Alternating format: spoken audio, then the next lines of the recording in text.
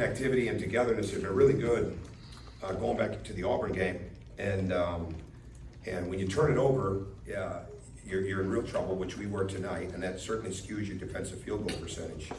But the bottom line is we had been better taking care of the ball, we've been better defensively, and tonight we definitely took a step back and they took advantage of it. And when you're not getting that defensive connectivity, you're not getting the movement that you have to have on offense either. And we didn't have that. We had it early, we didn't have it enough. We tried a lot of different things, zone and man, and we just did not cut hard enough. We said one of the big point of emphasis tonight was gonna be screening. Whether it was man or zone, we didn't do a good enough job with our screening by any stretch. But we made mistakes defensively that we haven't been making. Leaving shooters, gambling, trying to make plays that weren't there. And that connectivity started with the communication. And it just wasn't there. And when it's not there, we're certainly not good enough. Our margin for error is certainly not there to be able to overcome it if we're not locked in to where we've got to be on the defensive end. And I think more than anything, that's what hurt us. Questions?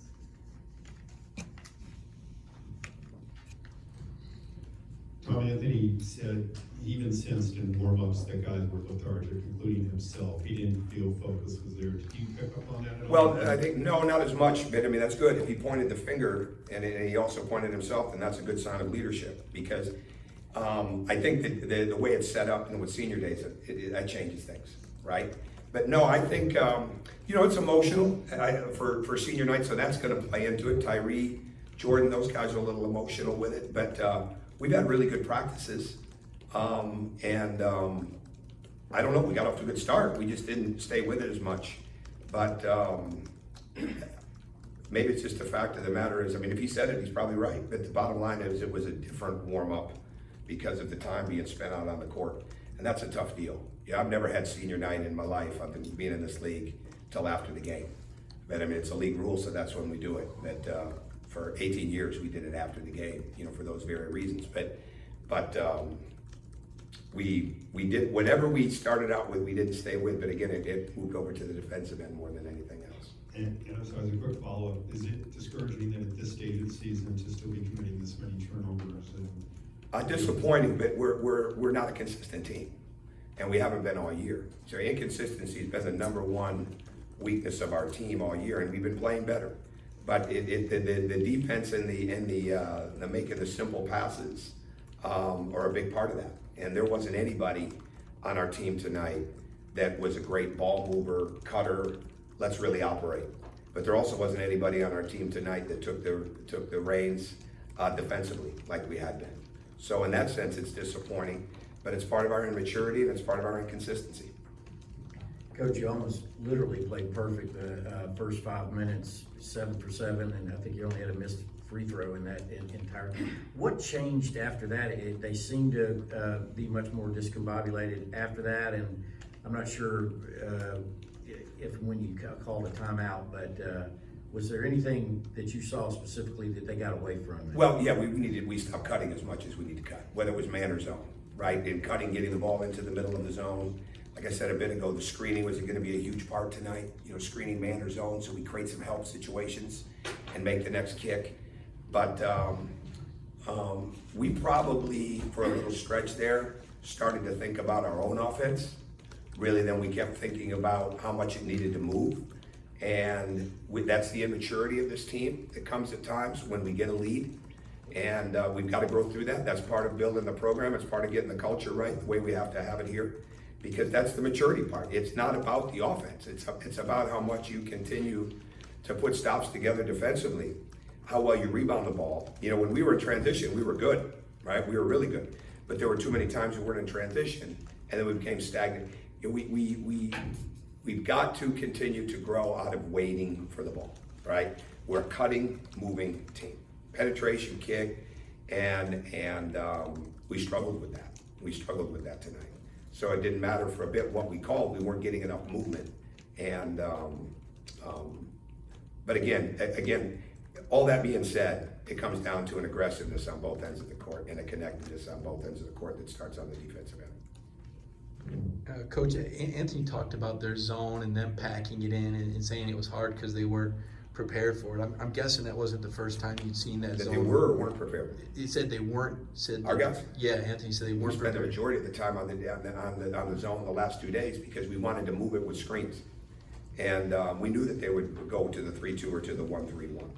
But it is packed in from the top. That's why we got to get the cuts and drives off of the slots and more movement out of the corners. But again, there wasn't one guy on the team that I would look to and say, okay, they kept cutting and getting us great movement tonight.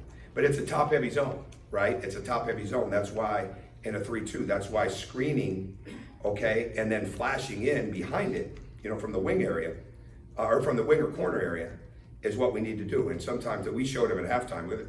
There are a couple of cuts that, like, if Nike made 50-pound shoes, a couple guys had them on. And I'm not going to go anywhere. It's just we can't play like that. So again, it's flash to the ball, right? Flash to the ball, screen the zone, make the next pass, and our immaturity came out in that. But bottom line is, like I keep saying, if you're getting stops, we're getting runs, we're getting runouts, and we're getting out and we're going, and we weren't getting enough stops. And because we weren't getting those baskets, that lack of cohesiveness on the defensive end calls. Talk about not being a consistent team. Are you surprised to go from 99 points the last game to 54? Not when you don't move without the ball. No, not really. No, not when you don't move as well, and when you ball's got to move, right? The ball's got to move. Tonight we moved into a little bit. Let's wait for the ball, right? Rather than cut and make something happen. But our screening was atrocious. And our screening and our cutting was atrocious, and no matter what we were in, and there's really no reason for it. But we got to go back and look at the film because we can't play that way. 2 more questions? Was that 10-0 run in the second half when you felt the game started to turn towards? I don't know. I don't have it down in my head that way. I never think around it, so I don't think like that. I mean, we had our timeouts. We had a way to get back into the game. But we just weren't aggressive. Now, they did drop their head a lot earlier tonight. And that was all the way across the board. There's not one guy, which I'm disappointed to say, that I look back at and say, okay, they're locked into this. All right, they have the belief. And that's disappointing, and that's disappointing at this point. But we've got to continue to grow leadership here. And we just have to. Leadership does not happen through a course of a couple of good wins or through the course of adversity. It happens because of those things. It happens over a period of time. And we're just not there yet. Tom, when you recruited Anthony here, it obviously elevated expectations, not just in the big picture, but specifically for this year and potentially a tournament team. As the reality of this season sort of settled in, have you viewed this in any way as sort of a wasted opportunity? No, I don't look at it like that. I knew we had 10 new players. See, I'm here every day, and I know what we have, and I know what we're working with in the sense of what we have to build.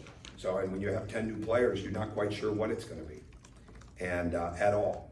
And if I look back at this, I think I said this the other day, but if I look back and say, okay, what surprises me about this year right now, it would be our lack of shooting, right? With as much time as we spent on it, really being able to knock down shots. But I don't look at anything as a wasted year. I mean, we got guys getting better. We just had a good stretch, over a 2-week where we were 3 out of 4 there, and could have easily been 4 out of 4, and we took a step back tonight. But again, it's all year long. It's been when our defense is not where it needs to be, or when our cutting and our movement is not where it needs to be offensively. Okay, we can still win if we're not making threes, but we cannot win if we're not guarding well and if we're not moving well without that ball because we're not big. So all of a sudden, we had 18% offensive rebound rate against Florida the first time, which is the worst of the year, and we get 7 offensive boards tonight. All right, we're not nearly as aggressive and gritty in those situations as we need to be, as we will be moving forward.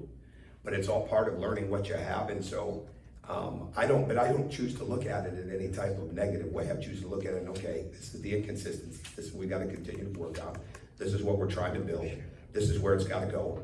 And then you make those decisions as you go along. All right, thanks. Thank you.